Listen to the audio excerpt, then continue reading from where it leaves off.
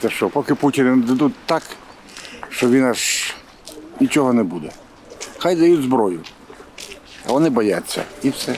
Kiievlased suhtuvad siiski umbusklikult võimalusse, et eurooplased ja ameeriklased saadavad sõdureid kaitsma Ukrainat siis, kui relvarahu hakkab kehtima. Ometigi on 35 riigi, niinimetatud tahtekoalitsiooni liikme juhid, nüüd suutnud kokku leppida, et sõdurid tuleb kohale viia. Following a ceasefire, the UK and France will establish military hubs across Ukraine and build protected facilities for weapons and military equipment to support Ukraine's defensive needs. Kokkulepitud kavatsuses oli oluline USA osalus ning seega saadi. Ameeriklased hakkavad kontrollima relvarahu järgimist ja pakuvad õhuluuret. Teine osa on Ukraina relvastustaseme tõstmine enesekaitseks, kuigi väidetavalt suudab Ukraina juba 3/4 laskemoonast ise toota. Ukrainal on Pariisiga põhjust rahul olla, sest rollid on jaotatud.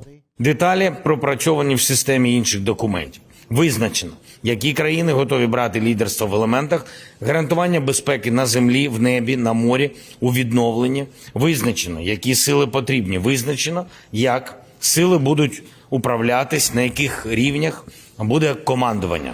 Britid ja prantslased viivad sõdurid Ukrainasse. Poola on teatanud, et jääb pigem toetavasse ja logistikakeskuse rolli, nagu praegugi.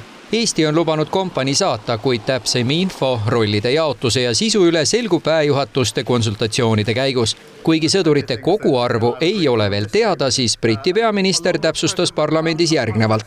That there would only be deployment after a ceasefire. It would be to support Ukraine's capabilities, it would be to conduct deterrence operations and to construct and protect military hubs.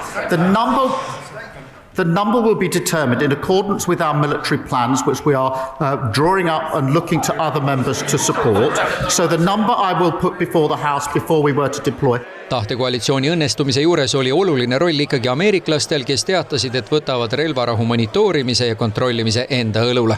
Those security protocols are meant to A, deter any attacks, any further attacks in Ukraine, and B, if there are any attacks, they're meant to defend. Pariisis tunnistasid kõik, et kõige muret tekitavam on siiski territooriumite küsimus. On ju Washington surunud, et Kiiev loobuks Donbassist ja annaks seni veel okupeerimata ala Moskvale ära. Seni pole infot tulnud, kuidas ukrainlaste ja ameeriklaste omavaheline arutelu läks. Ameeriklaste panus Ukraina sisulisse kaitsmisse võib aidata rahuleppe saavutada. This is a really important building block towards an eventual peace deal. Oluline küll, aga Kremli peremees ei ole näidanud mingitki valmisolekut leppeks pärast seda, kui Euroopa Liit otsustas enda kontrolli alla võtta Vene külmutatud varad, mida on 210 miljardit eurot. Ukrainlastel on ainult üks veendumus.